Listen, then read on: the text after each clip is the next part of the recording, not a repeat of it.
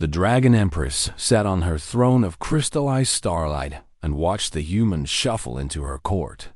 They were small things, barely reaching the height of her smallest claw. Their skin held no scales, their mouths breathed no fire, and their bodies carried no magic at all.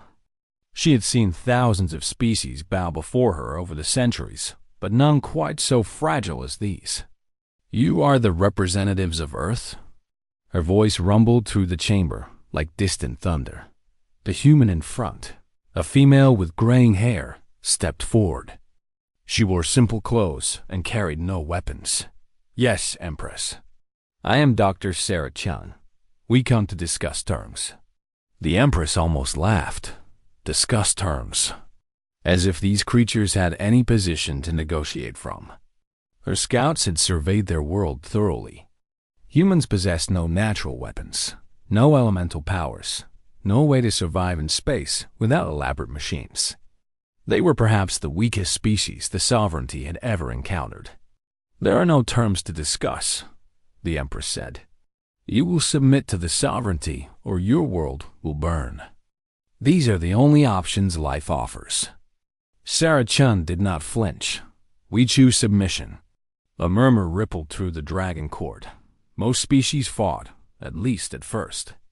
They threw their primitive weapons against dragon scales, launched their pathetic missiles at dragon warships, and died believing they had shown courage. Humans, apparently, were more practical. "A wise choice," the Empress said. "You will provide tribute. Resources, labor, whatever the sovereignty requires.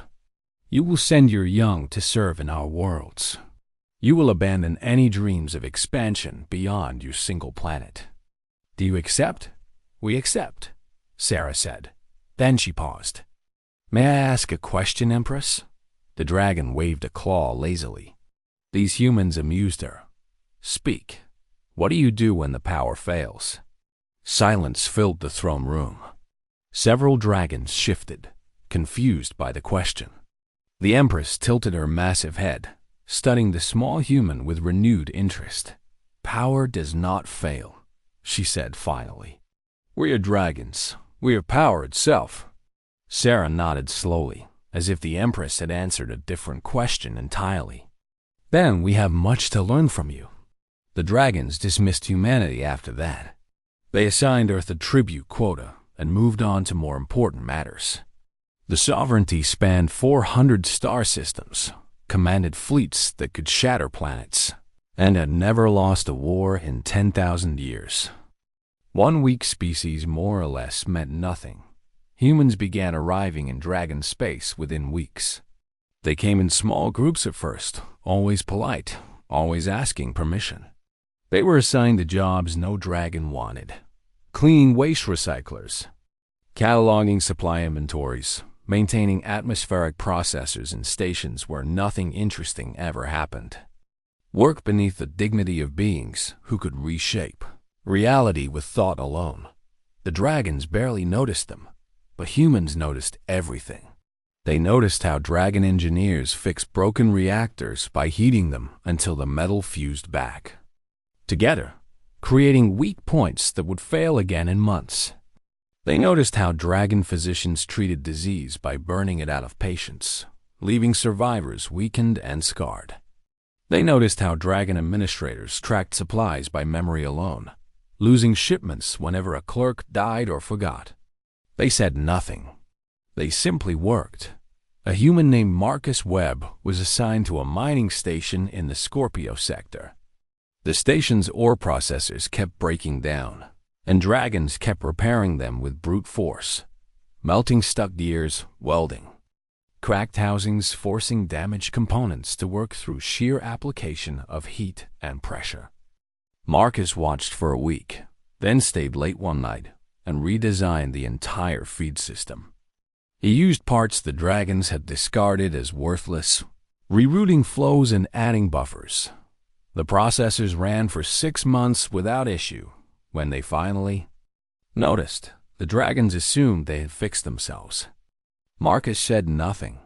Sarah Chun was assigned to the Imperial Library. A vast archive contained the history of the sovereignty, most dragons never visited. Why read about power when you possessed it? Sarah spent her days organizing records that had sat untouched for centuries. Deep in the oldest sections, she found something that made her breath catch. The dragon's homeworld had once been shared by 7 intelligent species. The records showed them all. Traders, scholars, artists, engineers, all extinct now. Not killed in war. Just gone. The records spoke of unfortunate necessities and regrettable losses, but never explained what happened. Sarah pieced it together from fragments: ecological collapse, systems breaking down, problems the dragons tried to solve with fire and force until there was nothing left to save. The dragons had power. They had always had power. But power alone could not manage a complex ecosystem, could not balance predator and prey, could not maintain the delicate networks that kept a world alive. So their neighbors died, and the dragons ruled ashes. Sarah closed the archive files carefully. She said nothing to anyone. Across dragon space, humans continued their work. They fixed things the dragons did not realize were broken. They created systems the dragons never thought to implement. They built redundancies and backups, mapped supply chains, and developed protocols for problems dragons simply overpowered. They made themselves useful in small, invisible ways. 3 years after humanity's submission, the Scorpio mining station achieved record production. The Imperial Library completed its first full reorganization in 5 centuries. Medical stations with human assistants reported fewer patient deaths. Supply depots with human clerks lost fewer shipments. The dragons still did not notice. They were too busy being powerful. Sarah Chun, now managing the entire Imperial archive system, sent a message back to Earth. It was brief. Continue as planned. They still do not see us. On Earth, human governments read her report and nodded. They increased the number of volunteers heading to dragon space. Engineers, doctors, administrators, teachers, every specialist who could be spared. All carrying the same instructions. Be useful, be invisible, be patient. Humanity had no power, but humanity had something else. Something the dragons had never needed and thus never developed. Humanity had purpose. 10 years into humanity's service, the first cracks began to show. Not in human resolve, but in the sovereignty itself. The Empress received reports of delays in the outer territories, ships arriving weeks behind schedule, supply shortages on military stations. Minor problems, certainly nothing that threatened the Empire. She summoned her logistics administrator, an ancient dragon named Corvash who had managed the Empire's supply chains for 3 centuries. Explain these failures, she demanded. Corvash bowed his great scaled head. The systems grow complex, Empress. More worlds, more fleets, more demands. I manage as I always have. By memory? As dragons have always done. The Empress frowned but dismissed him. Dragons had run the sovereignty for 10,000 years. A few delayed shipments were hardly cause for concern, but the delays grew worse. A medical station ran out of supplies for 2 weeks. A fleet exercise was postponed because ammunition had been sent to the wrong sector. A colony world went hungry, while food shipments sat in a warehouse 3 systems away because no one remembered to send them. On the medical station that had gone without supplies, a human nurse named Yuki Tanaka sat in her quarters and drafted a proposal. She had watched dragon physicians work for a decade now. They were brilliant at emergency response, at trauma care, at any medical problem that required immediate, powerful intervention. But they had no system for preventive care, no way to track which patients needed follow-up, no protocols for managing chronic conditions. She wrote it all down. Supply tracking systems, patient databases, appointment schedules, preventive care guidelines. She made it simple, clear, and voluntary. Then she submitted it to the station's dragon chief physician. he ignored it for 3 months. Then a plague outbreak hit the station, and 47 dragons died because no one had tracked which patients had been exposed and needed quarantine. The chief physician found Yuki's proposal buried under reports he had meant to read. He implemented every recommendation within a week. Deaths from the plague dropped to 0. The dragon chief physician told his colleagues at other stations. Within a year, every medical facility in the sovereignty had adopted some version of Yuki's systems. The dragons believed they had thought of it themselves. Yuki said nothing and continued her work. Marcus Webb had risen to chief engineer of the Scorpio mining station. The dragon overseer rarely visited anymore. Marcus and his growing human team kept everything running smoothly, and the overseer received commendations for the station's exceptional output. Marcus had learned that dragons cared about results, not methods. As long as the ore flowed, no one questioned how he began teaching his methods to humans at other stations, always quietly, always framed as simple maintenance procedures. Within 5 years, every major industrial facility in the sovereignty had human engineers implementing Marcus's efficiency systems. Production increased across the board. The dragons congratulated themselves on their excellent management. Sarah Chun had become the Imperial Alchemist, a position that had not existed before her. The Empress herself had created it after Sarah, had reorganized 5,000 years of records into a searchable, cross-reference database. Dragons who needed historical information no longer spent weeks digging through physical archives. They simply asked Sarah, and she provided answers within hours. The Empress came to rely on these reports. When negotiating with a neighboring empire, Sarah provided her with complete historical context. When planning a military campaign, Sarah showed her what strategies had worked in similar situations centuries ago. When dealing with internal disputes, Sarah outlined all relevant precedents. "You make yourself valuable, human," the Empress told her one day. "I serve the sovereignty," Sarah replied. "Going, yes," the Empress said thoughtfully. "You do." 20 years after submission, humans had spread throughout dragon space. They numbered in the millions now, working on every major station, every important world. They ran logistics networks, medical systems, engineering departments, and administrative offices. They did not govern. Dragons still held all positions of authority, but they made governance possible. The dragons had begun to notice. Some found it disturbing that so many humans had become so essential. A dragon admiral named Vortesh raised concerns at court. "We grow dependent on them," he told the Empress. "They manage our supplies, our schedules, our systems. What happens if they refuse to serve?" The Empress considered this. They submitted peacefully. They worked diligently. They asked for nothing but the opportunity to serve. Why would they refuse? "I do not trust weakness," Vortesh said. "Weakness hides resentment." The Empress summoned Sarah Chun. The old human came promptly, as always. She walked slower now, her hair completely white, but her mind remained sharp. "My admiral believes humans plot against us," the Empress said bluntly. "Speak truth, Sarah Chun. Do your people scheme to undermine the sovereignty?" Sarah met the Empress's eyes without fear. "No, Empress. We scheme to survive. We do this by making ourselves useful. The sovereignty is vast and powerful, but it has grown complex. You need administrators, engineers, physicians who can manage that complexity. We provide these skills. In exchange, we live. You make yourselves necessary." "We make ourselves valuable," Sarah corrected. "There is a difference.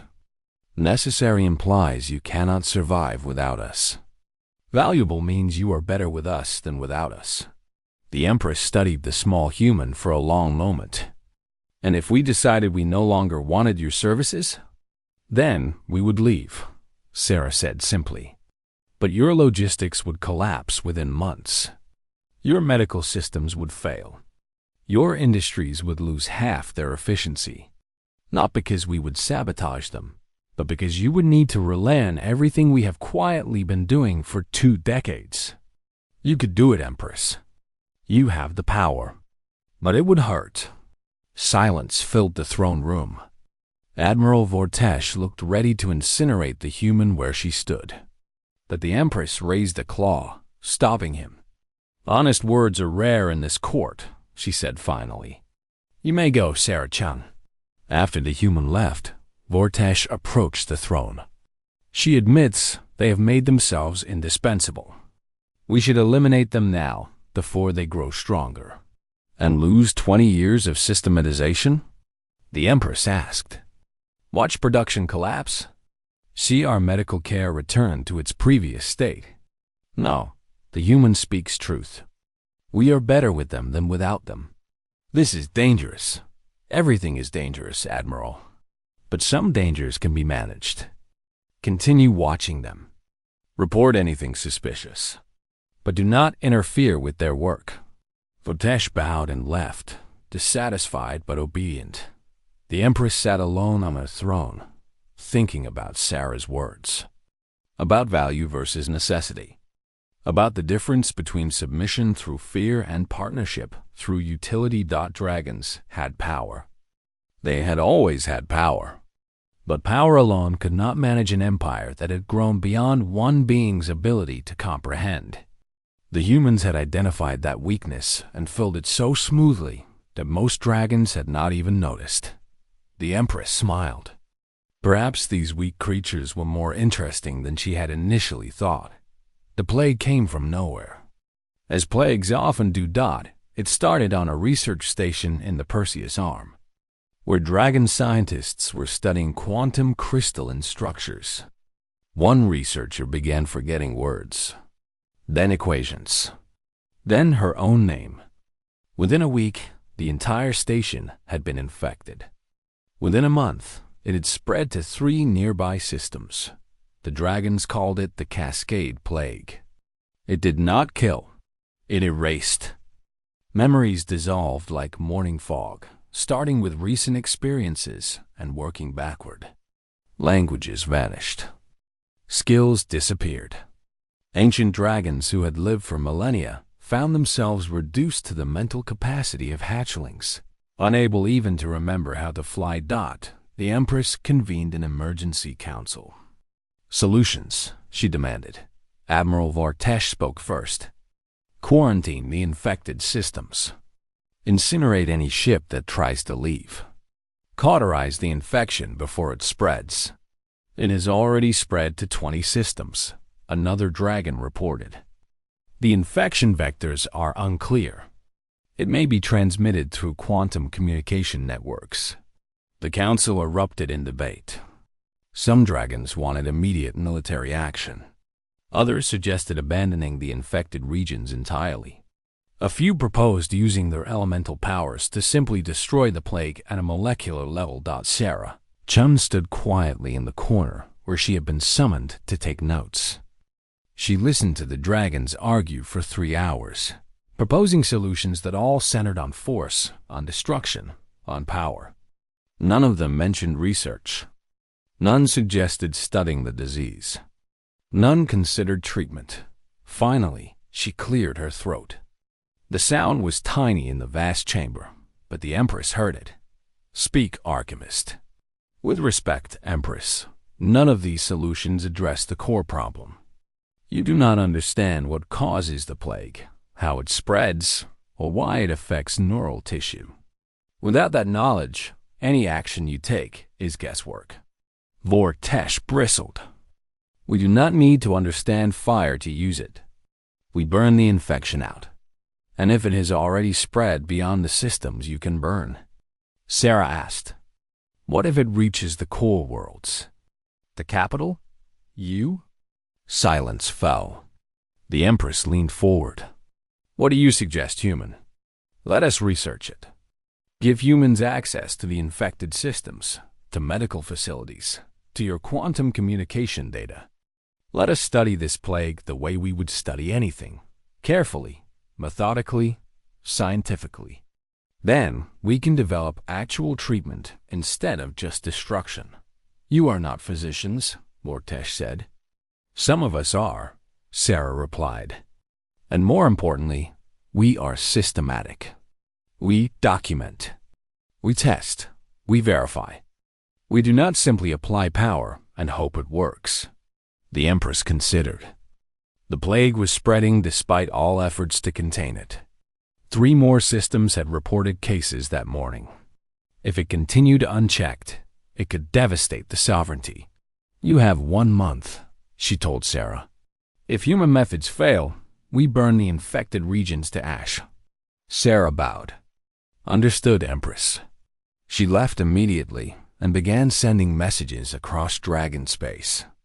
Every human physician, every researcher, every scientist received the same call.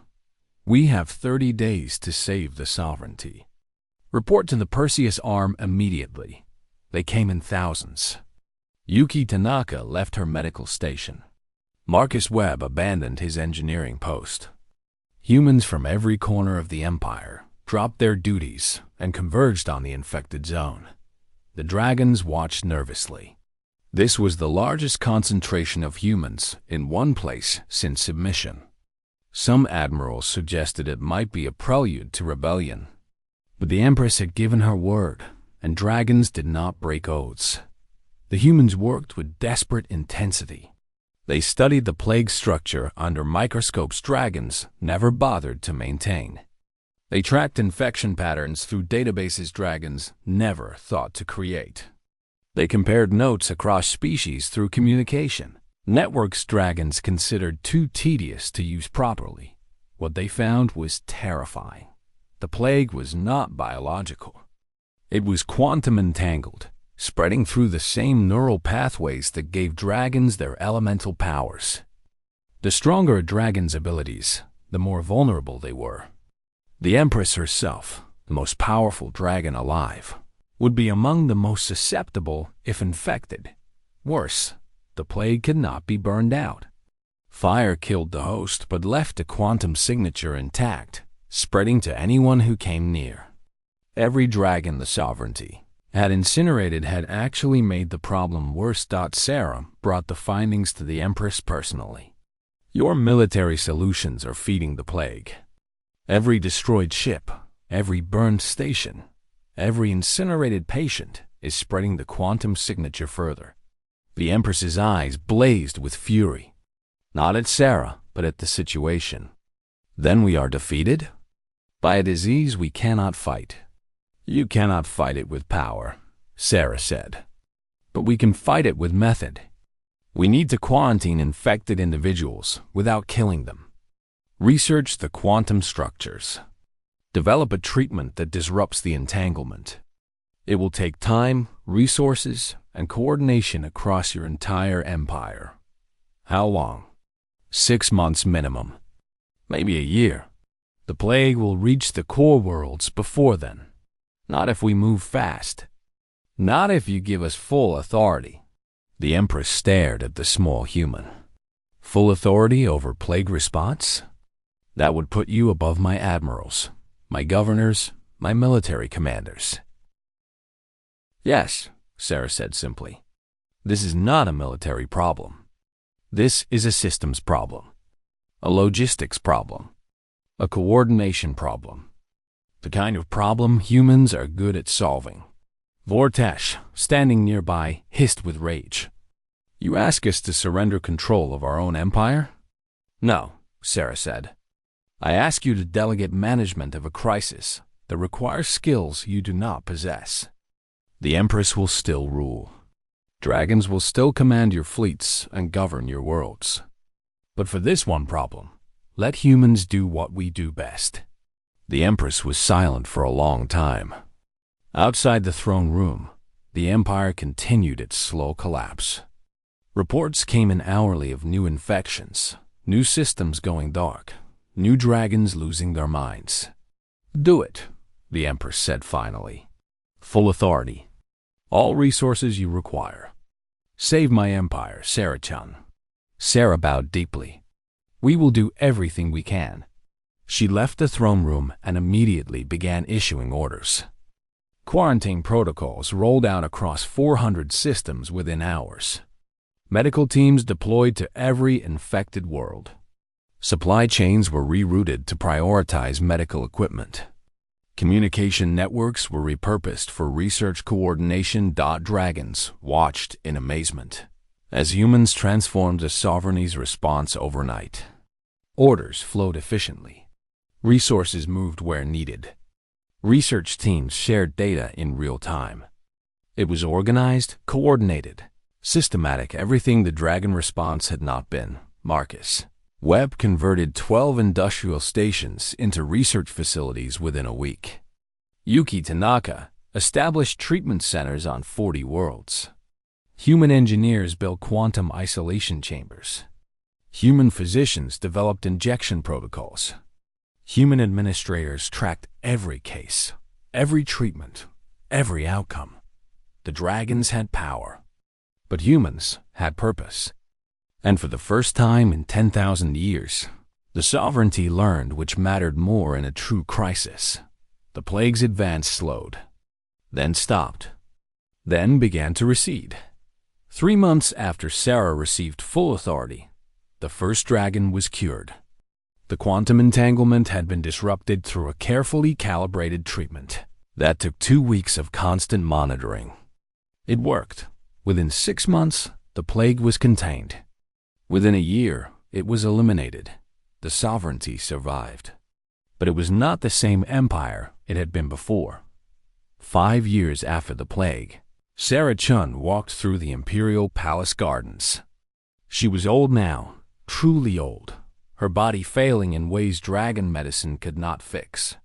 Human lifespans were so brief compared to dragon immortality. She had perhaps a year left, maybe 2. The Empress found her sitting by a fountain, watching water cascade over crystallized starlight. The massive dragon settled beside her, careful not to crush the flowers. "You are dying," the Empress said. It was not a question. "Yes," Sarah said. "We all do, eventually. I could extend your life. Dragon healing can add decades, perhaps more." Sarah smiled. "No, thank you, Empress. I have done what I came to do. Let younger humans take over now." They sat in silence for a while. The gardens were maintained by a mixed crew now, dragons and humans working side by side. That was common these days. Humans sat on councils. They managed departments. They commanded research stations and industrial facilities. Not over dragons, but alongside them. "Do you remember the first day we met?" the Empress asked. "When you asked what we do when power fails?" "I remember. You knew even then, did you not? That we had a weakness." Sarah nodded slowly. "Power is excellent for conquest, for domination, for immediate problems that require immediate force. But empires are not maintained by power alone. They require systems, coordination, long-term planning. Things that dragons never needed to develop because you were always strong enough to simply overcome. "We could have destroyed you," the Empress said, "when you asked for full authority during the plague. Vortesh urged me to refuse, to handle it ourselves. You would have lost billions of dragons. Maybe the empire itself." "Yes," the Empress admitted. "We would have tried to burn our way through a problem that could not be burned. We would have made it worse with every attempt, because power was all we knew. And now?" Sarah asked. The Empress gestured with one massive claw at the palace, at the city beyond, at the empire stretching across the stars. "Now we have learned. Humans manage our logistics, our medical systems, our administration. They do not rule us, but they enable our rule. They are the framework upon which our power operates." "Partnership," Sarah said. "I suppose so. Though it is strange to be partners with beings so weak." Sarah laughed, a dry sound. "Weakness is relative, Empress." "Yes, We cannot breathe fire. We cannot bend gravity. We die within a century. But we can build systems that outlast us. We can coordinate efforts across thousands of worlds. We can solve problems that cannot be overpowered. Is that truly weakness? The Empress considered this. In the 5 years since the plague, the sovereignty had transformed. Human methods had spread through every institution. Databases tracked resources. Protocols guided decisions. Networks connected specialists across vast distances. The empire ran smoother than ever before, not despite these systematic approaches, but because of them Dot and dragons had learned. Young dragons now studied human organizational methods alongside their traditional powers. They learned to document, to coordinate, to plan beyond the immediate application of force. They were becoming something new beings with both power and purpose. Vortesh still does not trust you, the Empress said. He believes humans will eventually try to seize control. Some might, Sarah admitted. Humans are not saints. But control requires power we do not possess. We survive through utility, remember? The moment we stop being valuable, you could destroy us utterly. We know this. Every human in the sovereignty knows this. So you remain servants? We remain partners in an unequal relationship, Sarah said carefully. You have the power. We have the skills you need. It works because both sides benefit. You get a functioning empire. We get to survive and thrive. Not perfect, perhaps, but stable. The Empress was quiet for a long moment. When you die, who will replace you as chief archivist? A young woman named Lin Zhao, brilliant mind. Better with people than I ever was. She will serve you well. More humans will continue coming to the sovereignty. If you will have us. Earth is still sending volunteers. People who want to build something larger than themselves. People who see the sovereignty not as conquerors, but as, well, as partners who need what we offer. The Empress stood, her massive form casting a shadow across the garden. I will tell you something, Sarah-chan. Something I have told no other being. When we first discovered Earth, I was disappointed. Another weak species, I thought. Nothing interesting. I considered exterminating you simply to spare us the tedium of managing you. Sarah said nothing, just listened. But you asked that question. What do we do when power fails? And I have spent 30 years learning the answer. When power fails, we need someone who thinks differently. Someone who sees problems as puzzles to solve rather than obstacles to overcome. Someone with purpose. We all need purpose, Sarah said softly. Even dragons. Especially dragons, the Empress corrected. For 10,000 years, our purpose was conquest. But we have conquered everything worth conquering. What comes after? How do we rule these stars we have claimed? We never asked these questions. We assumed power was enough. And now? Now we build instead of just taking. We maintain instead of just conquering. We partner instead of just dominating. Because you showed us that survival requires more than strength. Sarah smiled. We showed you nothing. You figured it out yourself when the crisis came. We just provided tools. Do not be modest, human. You transformed my empire. No, Sarah said. We just helped it become what it needed to be. The sovereignty is still yours, Empress. Still dragon, still powerful. But now it is also sustainable. That is all we ever wanted to help create something that would last. The Empress bowed her head slightly, a gesture of respect rarely shown. Die well, Sarah-chan. Your species has earned its place among the stars. Sarah returned the bow as much as her old body allowed. Thank you, Empress. Take care of them. The humans still here. They will serve you faithfully. I know, the Empress said, because you taught them to serve not from fear, but from purpose. There is a difference. She left Sarah in the gardens. The old human sat by the fountain for a long time, watching the water flow and thinking about the journey that had brought her here. Humanity had submitted to dragons 30 years ago, had bowed before overwhelming power and accepted servitude, but servitude had become partnership. Weakness had become value. And an empire built purely on force had learned that power without purpose eventually consumes itself. Across the sovereignty, humans continued their work. They managed supply chains and coordinated medical care and maintained the countless systems that kept 400 star systems running smoothly. They did not rule, but they enabled rule. They did not conquer, but they made conquest sustainable. Dragons still commanded the fleets, still sat on the thrones, still wielded powers that could shatter worlds. But beside every dragon leader stood human administrators. Beside every dragon warrior stood human engineers. Beside every dragon's power stood human purpose.